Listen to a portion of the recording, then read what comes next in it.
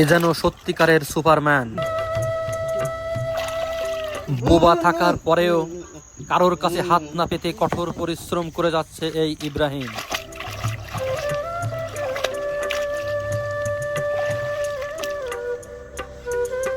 এই শীতে প্রায় প্রতিদিনই ৮ থেকে ১০ ঘন্টা পানির নিচে ডুবে ডুবে মাটি কেটে আসছে এবং কঠিন বাস্তবতাকে মেনে নিয়েই চলছে তার জীবন।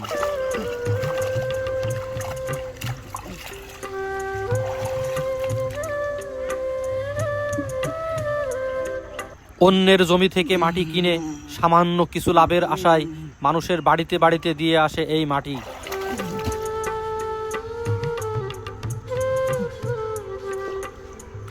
এই মানুষটি প্রতিবন্ধী হওয়া সত্ত্বেও পানির সাথে লড়াই করছে শুধুমাত্র বেঁচে থাকার জন্য। কঠোর সংগ্রামী জীবন পার করছে কয়েক বছর ধরে।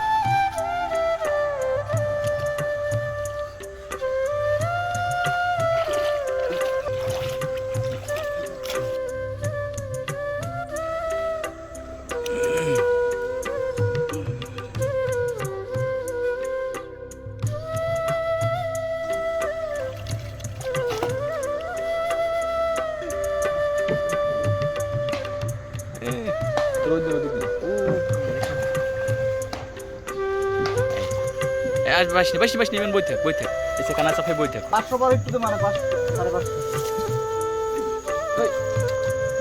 550 তো মানে এক বড় 550 হইবেই না। হ্যাঁ না